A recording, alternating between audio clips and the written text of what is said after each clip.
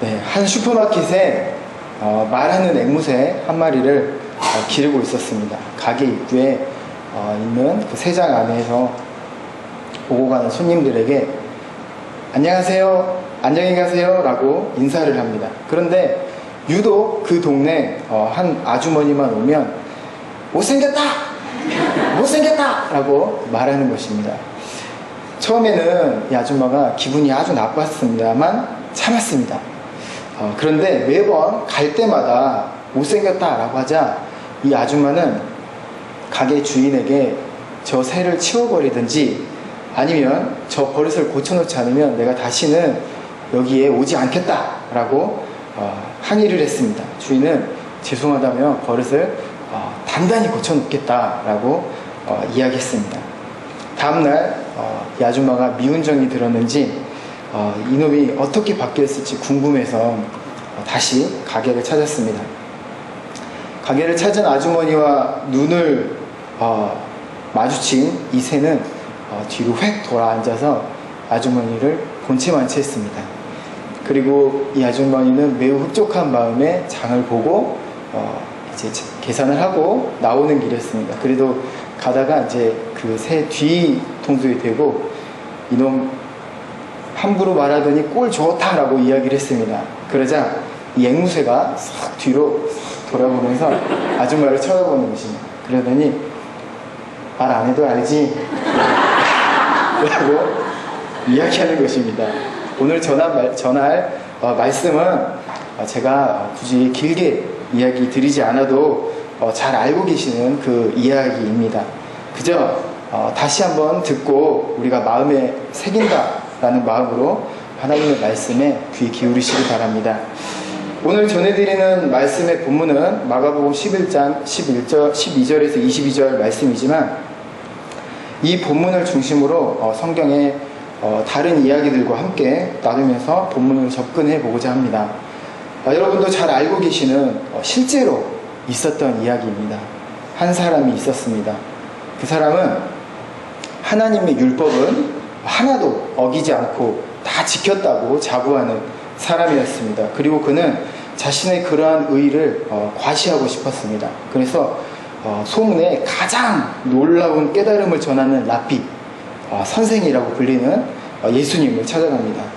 그리고 예수님이 길로 나오셨을 때 사람들이 많이 모인 곳에서 예수님을 큰 목소리로 선한 선생님이라고 부릅니다.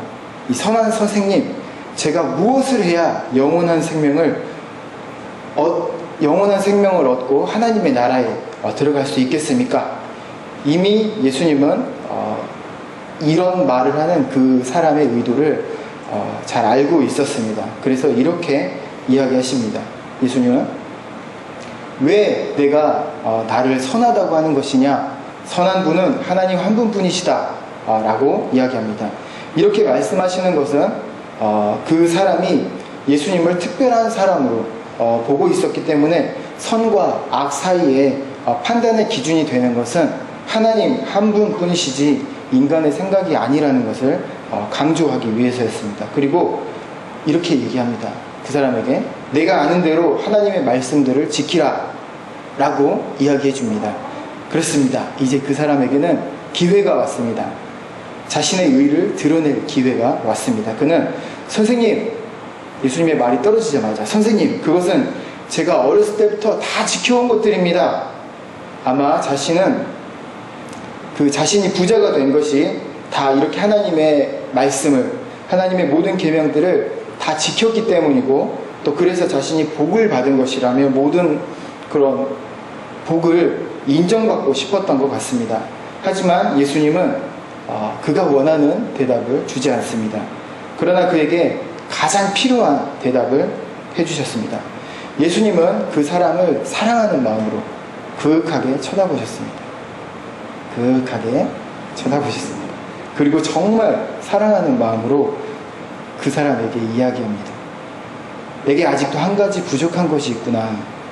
내가 가진 것들을 다 팔아 가난한 자들에게 주거라. 그리하면 영생이 내게 있을 것이다.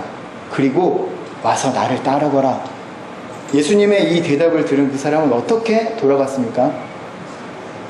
슬픈 기색을 띠고 그렇습니다. 그 사람은 재물이 많았기 때문에 자신의 재물을 다 팔아 가난한 이들에게 나눠주라고 하는 그 선한 선생님의 말씀으로 인해서 슬픈 기색을 띠고 돌아갔습니다.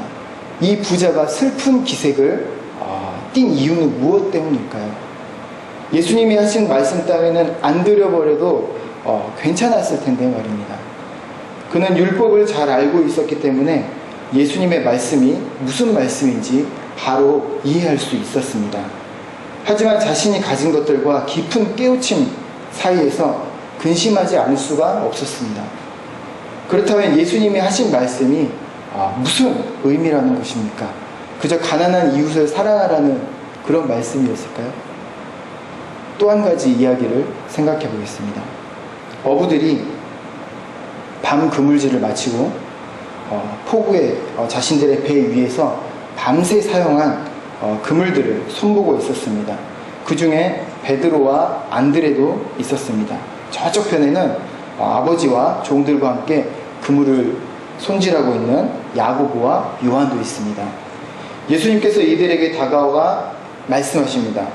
나를 따르거라. 내가 너희를 사람을 낳는 어부가 되게 하겠다. 그러자 그들은 곧 그물과 배를 버려두고 또 아버지까지 버려두고 예수님을 따라갑니다. 우리는 이들을 보면서 이렇게 생각을 하곤 합니다. 요즘 어린이들이 하는 말로 헐! 이라고 말합니다. 헐! 어떻게 저렇게 망설임 없이 따라갈 수 있는 것일까? 예수님을 따를 때 우리가 가진 모든 것을 버려야 하는 건가?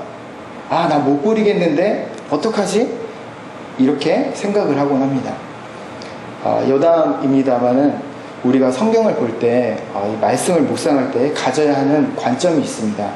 이 말씀이 내게 무엇이라고 말하고 있는가라는 관점보다는 이 말씀은 무엇에 관한 말씀인가를 우선적인 관점으로 바라보아야 한다는 것입니다.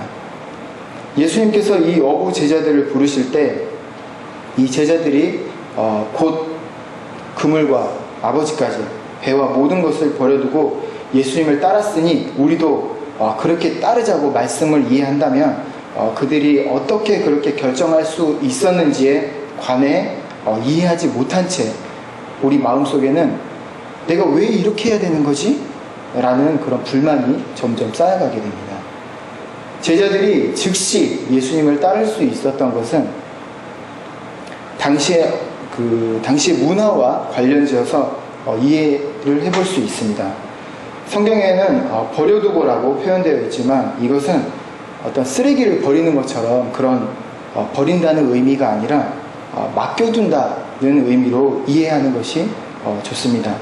중동 지역에서 나그네를 후히 대접하는 것은 매우 유명한 문화입니다.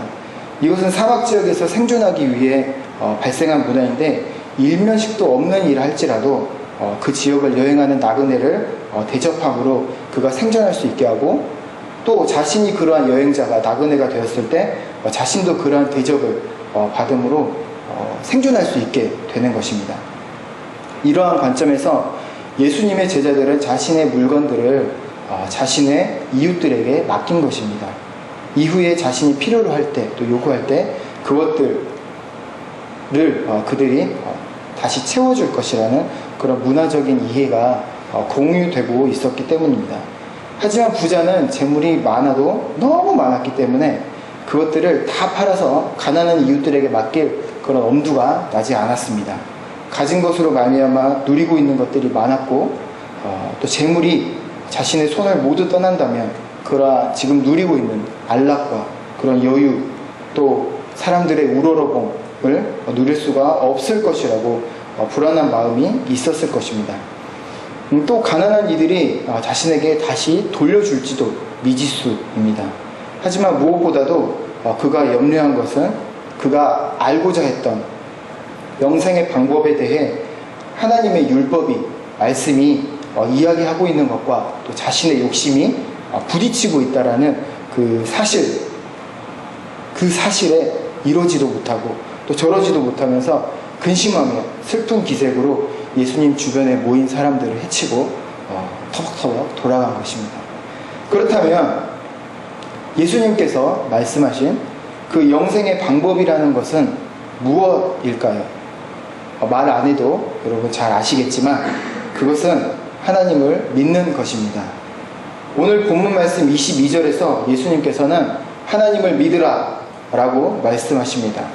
그런데 본문 말씀을 읽어보면 예수님의 이 대답은 정말 뜬금없는, 맥락 앞뒤 문맥도 없는 뜬금없는 대답처럼 보입니다. 열매가 맺힐 철도 아닌데 무화과나무에서 열매를 찾으시다가 열매가 없으니까 무화과나무를 저주하셨습니다.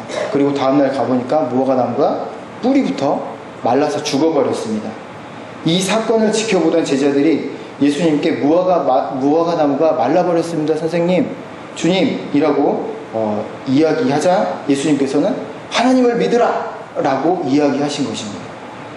또 한 번 더 여담으로 이야기 드리면, 신학에는 이 무화과나무 사건을 두고 예수님께서 죽기 위해서 예루살렘에 입성하신 후에 이렇게 극심한 스트레스로 자신의 분노 감정을 조절하지 못했다라고, 그래서 무화과나무를 저주한 것이다 라고 이렇게 이야기하기도 하지만 그것은 아니고, 이 말씀의 핵심은 우리가 예수님에 대해 인간적인 그런 연민을 느껴야 하는 것이 아니라 이 말씀 가운데서 하나님의 나라를 발견하는 것입니다. 조금 더 자세히 본문의 말씀들을 살펴보겠습니다. 13절에 예수님께서 저기 멀리서 잎사귀가 있는 무화과나무를 보시고 가서 뒤적뒤적 하시면서 열매를 찾으십니다. 그런데 잎은 있지만 열매는 없습니다. 나무가 자라기 위해서는 땅으로부터 그 나무의 뿌리가 영양분을 공급받습니다. 흡수합니다. 그런데 열매를 맺어야 하는 나무가 열매는 맺지 않고 자기 잎만 무성하게 키우고 또 자기 키만 자라게 하는데 그 양분들을 다 써버린다면 그 나무는 쓸모 있는 나무일까요? 없는 나무일까요? 네. 쓸모 없는 나무입니다. 네. 쓸모 없는 나무일 것입니다. 시편 1편에 복이 있는 사람은 열매를 맺는 시냇가에 심은 나무와 같다라고 했습니다. 열매의 역할은 무엇일까요? 열매가 필요한 사람이 그 열매를 따먹고 또 그것을 먹음으로 생명을 얻는 것입니다. 우리가 나무라고 한다면 생명을 주는 열매가 맺히는 것이 복이라는 것입니다. 또 사람들이 나로 하여금 생명을 얻고 또 생명을 누리게 되는 것이 복이라는 것입니다. 예수 그리스도로부터 얻은 그 생명이 그것이 필요한 이들에게 흘러가야 진짜 복입니다. 그저 내 입만 무성하게 하고 내 키만 더한다면, 또 그것이 내 살만 찌우는 것이라면 마치 오늘 본문에 열매 없는 무화과나무와 같은 것입니다. 이런 무화과나무와 같은 사람들로 하나님의 성전이 가득 차 있습니다. 사람들이 가장 활동적인 낮 시간, 예수님께서 무화과나무를 저주하시고 예루살렘 성전으로 들어가셨습니다. 그런데 그 시간 예수님께서 내 집이라고 말씀하신 그 하나님의 집, 그 성전은 강도의 소굴과도 같았습니다. 자기 것이 아닌 것을 힘으로 빼앗고 속여서 취하고 또 그런 사람들로 가득 차 있는 그런 제사 제물을 매매하는 그런 장사꾼들의 거래가 활기를 띠고 있었습니다. 이 광경을 지켜보시며 예수님께서는 내 집은 만민이 기도하는 집이라고 말씀하십니다. 기도가 무엇입니까? 하나님과 관계 맺는 것입니다. 하나님의 집, 곧 하나님의 나라는 하나님과 나 사이에 관계가 맺어지는 것입니다. 어떤 관계입니까? 22절에 그 뜬금없는 것처럼 보이는 예수님의 대답이 바로 그 관계입니다. 하나님을 믿는 관계, 하나님으로부터 내게로 생명이 흘러오는 관계, 하나님을 신뢰하는 그 관계입니다. 어떤 신뢰 관계입니까? 앞에서 이야기한 그 부자가 근심했던 신뢰의 관계입니다. 가난한 이웃들에게 자신의 소유를 맡기지 못한 것은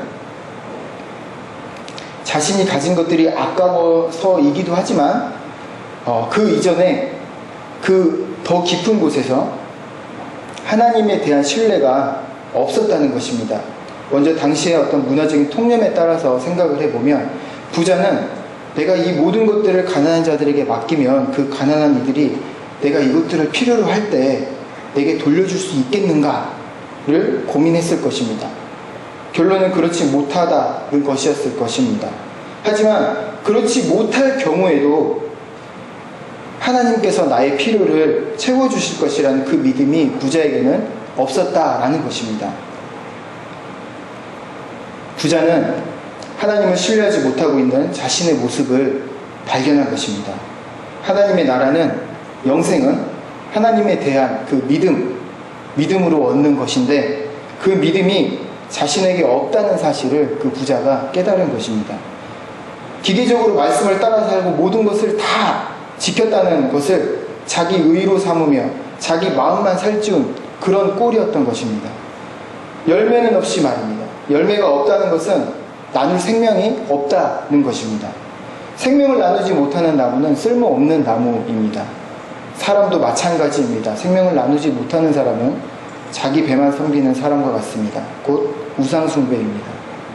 몇 달 전에 청년부 설교를 오늘은 정승현 전사님께서 하셨고 몇 달 전에 한번 한 적이 있는데 그때 말씀을 준비하면서 제 스스로 저에게 던져보았던 질문이 있습니다. 우리가 여러모로 하나님의 은혜를 많이 받고 있는데 받은 은혜를 다 어떻게 했느냐는 것입니다. 남아있는 은혜가 있는가? 남아있느냐는 것은 그것이 씨앗이 되어서 열매가 맺혀 있느냐라는 것입니다.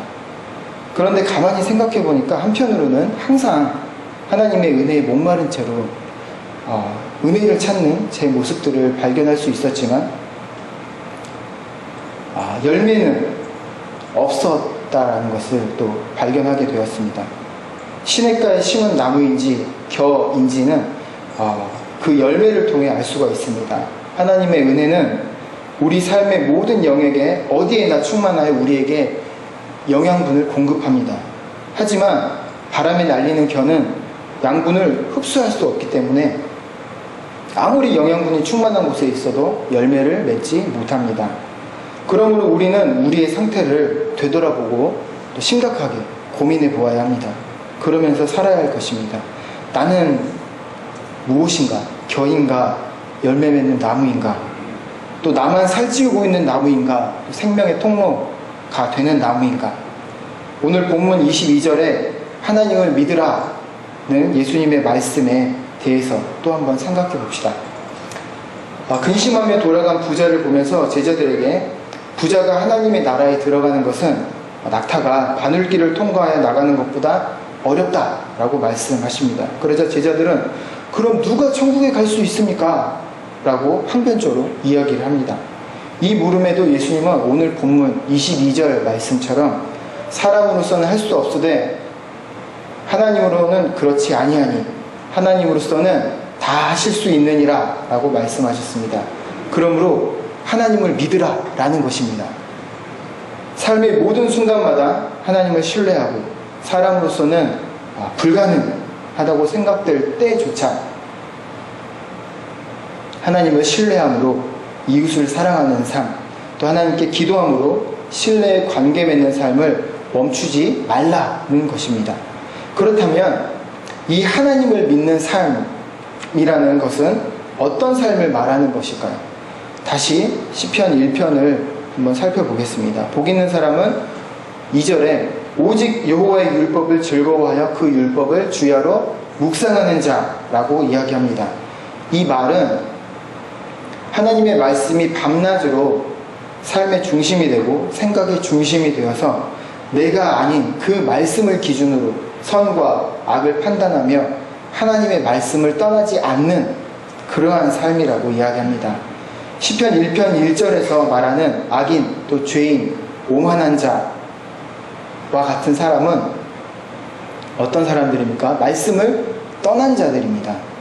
하나님의 말씀이 그들의 삶이 아닌 자들입니다. 사람의 생각은 씨앗과 같습니다. 그래서 그 생각이 자라면 생각하는 것을 열매 맺게 됩니다. 자신의 욕심을 따라 생각하는 그런 사람은 무슨 열매를 맺겠습니까? 욕심의 열매를 맺게 되겠죠. 또 여기서 말하는 욕심은 나는 살고 남은 죽는 그런 욕심을 말하는 것입니다. 반면 하나님의 말씀이 생각에 씨앗인 사람은 어떤 열매를 맺을까요? 하나님의 나라라는 열매를 맺게 되는 것입니다. 하나님의 말씀, 곧 예수 그리스도께서 다스리시는 나라를 열매 맺게 되는 것입니다. 그 나라는 어떤 나라입니까? 생명으로 충만한 나라입니다.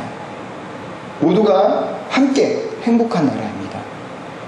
한번 상상을 해봅시다. 사자와 어린 양이 함께 뒹구는 나라, 강자와 약자가 함께 뒹구는 그런 나라, 독사굴에 어린이가 손을 놓고 장난쳐도 함께 독사가 장난치는 그런 나라, 해치지 않고 장난치는, 행복해하는 그런 나라, 하나님의 말씀으로 충만한, 하나님의 말씀이 다스리는 하나님의 나라입니다. 신명기 10장 13절은 또 이렇게 기록되어 있습니다. 내가 오늘날 내 행복을 위하여 내게 명하는 여호와의 명령과 규례를 지킬 것이 아니냐. 하나님의 명령과 규례, 곧 하나님의 말씀은 우리를 올가매기 위한 것이 아니라 우리의 행복을 위해 우리에게 주신 것이라는 것입니다. 반대로 하나님의 말씀을 떠나서는 인간이 행복할 수 없다는 것입니다. 예수 그리스도를 떠나서는 행복할 수 있는 인간이 아무도 없습니다. 이것은 태초부터 하나님께서 제정하신 원리입니다. 아담과 하와를 한번 봅시다. 그들이 죄로 인해 죽게 되었는데 선악을 알게 하는 그 나무의 열매를 따먹는 그것 자체, 그 행위 자체 때문에 죽음의 운명에 처해진 것이 아니라 그것을 따먹지 말라는 하나님의 말씀에 불순종하여서 자기 소견에 옳은 대로 판단을 하고 말씀을 떠난 결과로 불행해지는 것입니다. 모든 인간은 하나님의 말씀을 떠나서는 행복할 수도 또 영생할 수도 없습니다. 하나님의 약속의 말씀이 아직 오지 않은 먼 미래 이야기처럼 보이십니까? 우리가 하나님을 믿음으로 인해, 그 말씀을 믿음으로 인해 행복의 약속은 미래가 아닌 현실이 됩니다. 12명의 사람이 풍랑으로 인해 부서져가는 배 안에서 수시간째 사투를 벌이고 있습니다. 해가 지기 전에 배를 탔는데 지금 벌써 새벽 3시가 다 돼가고 있습니다. 그리 멀지 않은 거리를 가는데 도중에 풍랑을 만난 것입니다. 어떤 사람은 밧줄로 자신의 몸을 묶기도 하고 또 어떤 사람은 자신이 이런 풍랑을 여러 번 겪어봤는데 걱정하지 않아도 된다면 어떻게든 해보려고 애를 쓰고 있습니다. 하지만 점점 힘은 빠져가고 이제 곧 죽을 것 같습니다. 그때서야 그들은 자신들의 스승이신 떡 5개, 물고기 2마리로 수만 명을 먹이신 능력자 예수님을 떠올립니다. 하필 이런 때에 스승님께서 함께 계시지 않은 것이 한편으로는 분하기도 합니다. 그런데 저 멀리 파도 사이로 예수님께서 모습을 드러내셨습니다. 어떤 이들은 유령이라면서 이제 우리가 죽는 것이라고 소리 지르기도 합니다. 그런데 그때 베드로가 그들의 스승이신 예수님을 알아보고 이렇게 외칩니다. 주님, 만약 주님이시면 제게도 명령하셔서 물 위로 걷게 하십시오. 예수님께서는 오라! 이렇게 말씀하십니다. 베드로는 그 말씀에 순종하여서 물 위로 뛰어내렸습니다. 그런데 놀라운 일이 벌어졌습니다. 베드로는 그가 물 위에 서 있다는 것을 발견합니다. 그리고 예수님을 향해서 걸어갑니다. 말씀에 순종했지만 아직 풍랑은 멈추지 않았습니다. 베드로는 예수님을 바라보며 그분을 향해 가다가 예수님의 그 뒤편, 옆편, 주변에서 이렇게 막 덮쳐오는 그 파도와 눈이 마주치게 됩니다. 그리고는 그의 믿음은 흔들리고 또 두려움에 휩싸이게 됩니다. 베드로의 믿음은 그의 몸과 함께 혼란과 어둠의 물속으로 빠져갑니다. 주님 살려주세요! 베드로의 급박한 부르짖음에 예수님께서는 즉시 손을 내밀어서 베드로를 구해주십니다. 예수님께서 손을 잡아주셨지만 아직도 풍랑은 멈추지 않고 그 기세는 사납기만 합니다. 그리고 베드로는 예수님과 함께 그들의 타고 온 배 위로 올라갔습니다. 그리고 그때서야 풍랑은 멈추었습니다. 그리고 그들은 그들이 목적한 곳에, 목적지에 잔잔한 바다 위를 항해하며 무사히 도착할 수 있었습니다. 하나님을 믿는다는 것은 물론 하나님의 말씀을 신뢰하여 그 말씀에 순종하는 것입니다. 하지만 거기까지는 반쪽짜리 믿음이라는 것을 이 이야기를 통해서 우리가 발견할 수가 있습니다. 베드로는 말씀에 의지하여 바다에 뛰어내려 물 위에 서기는 했지만 풍랑도 멈추지 않고 또 목적지에 가지도 못했습니다. 또 예수님께 부르짖어 목숨을 구했지만 아직도 풍랑은 멈추지 않았습니다. 예수님께서 배 위에 올라가실 때 비로소 풍랑은 멈추었습니다. 우리 인생이라는 배의 선장이 예수님이 되실 때, 하나님의 말씀이 우리의 인생의 배를 이끌 때 우리의 항해는 하나님의 나라, 우리의 목적지까지 안전히 이룰 수 있습니다. 하나님을 믿는다는 것은 이와 같습니다. 풍랑치는 파도와 같은 우리는 삶 가운데서 말씀에 무조건적으로 순종하고 또 말씀에 의지하여 부르짖어 기도하는 것까지는 우리가 잘하는 것 같습니다. 하지만 우리 인생의 키를 예수님께 맡겨드리는 것은 잘 못하고 있지는 않은지 모르겠습니다. 어떻게든 내가 한번 해보려고 애를 쓰고 또 근심하고 있지는 않으십니까? 하나님을 믿읍시다. 하나님을 믿읍시다. 하나님을 믿는다는 것은 완전히 하나님께 맡겨드리는 것입니다. 내가 할 수 있는 것이 있든지 없든지, 내가 능력이라고 생각하는 그것이 내게 있든지 없든지 상관없이 온전히 하나님께 내 삶을 맡기는 것입니다. 하나님을 믿는 믿음은 내가 가진 능력과는 상관없이 역사합니다. 다만 우리는 우리에게 주어진 삶에 최선을 다해 복음의 통로, 생명의 통로가 되기를 애쓰며 살아가야 합니다. 우리의 믿음의 삶을 통해 광야 같은 이 세상이 하나님의 통치가 선포되고 온 피조물들이 함께 행복한 하나님의 나라가 이루어집니다. 다 같이 기도하겠습니다.